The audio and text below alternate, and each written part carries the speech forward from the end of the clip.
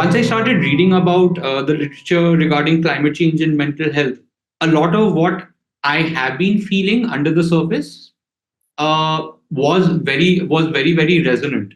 I do understand anecdotally that there is a link between climate change, the environment, and our mental health.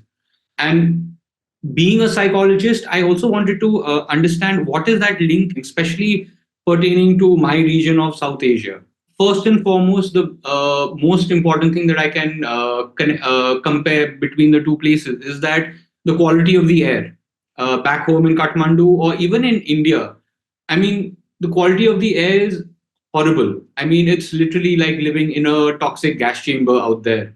Now, after coming here in Edinburgh, the first thing both my wife and I noticed, the air is so clean. Within a heartbeat, we would love to stay here if possible, especially in context of the climate. I mean, in context of the quality of the air, in context of the temperature, all of these things. I mean, we would love to live in this part of the world, but like we were discussing this recently also, like, I mean, we also understand there's a lot of other issues that we need to face, particularly in relation to visas, in context of migration. And I do like, especially because I am hearing a lot of these voices within my interviews as well. And this is something I have also been feeling. I do see this as being one of the bigger challenges that the global north is going to face. Because as more and more parts of the global south, particularly the Indian subcontinent, become uninhabitable, more and more people are going to seek out areas that they can migrate to. So the quality of the air is the very first thing that I would point out and stress as a difference between living here in the UK versus back home. Secondly, the temperature, definitely. When people talk about heat waves here in Scotland, when the temperature crosses 20, 22 degrees, I mean, for me, it's perfect. I love that temperature. But if I compare it with what it's like back home, like especially in Delhi, in the capital of India, where I mean, the last couple of years, the summer temperatures have regularly been crossing 50 degrees Celsius, which is actually unheard of. It's unnatural. So basically, when you fly into Kathmandu from anywhere, actually, because of the height that the plane is at, you can see the mountains. And one thing that really struck me at that time was rather than seeing snow-clad mountains, they were all like gray, brown. And I remember the word that I used was they were naked. And this is in December, January, when it's supposed to be snowing. So that's something that I found really alarming. And when I went back, I shared this with my friends, and my friends were like, yeah, I mean, this winter there's barely been any snowfall around the mountain regions. My wife and I, and we have a few friends within our circle where we've just simply decided that we don't want to have children. Bringing up a child within this particular climate is something that's very scary. One of my friends, she shared with me that I don't want my child to turn around to me in 15, 20 years and tell me that you knew this is what is happening and still you decided to bring me in this world.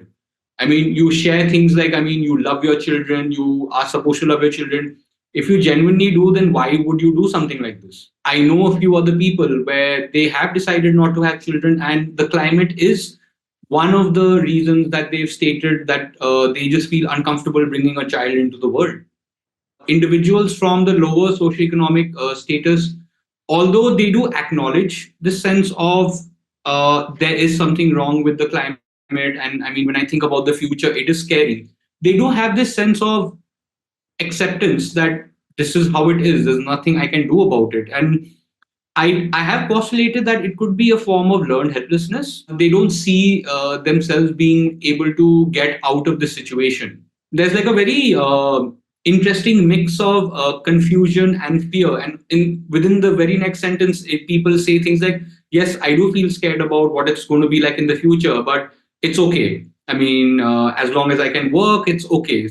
I do feel, and I have also seen a few participants within my interviews talking about the responsibility of the global north in helping dealing with these issues. And there is this sense of where the global north should probably take a larger role to help countries in the global south deal with these issues.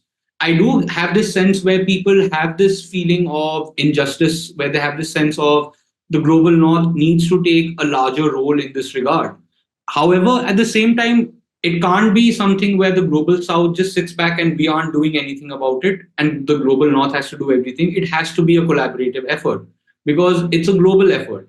If the global north actually helped the people in the global south deal with these issues back home, then that solves a majority of your migration issues if you think about it. So there needs to be a little more responsibility from the global north in that regard. Yeah.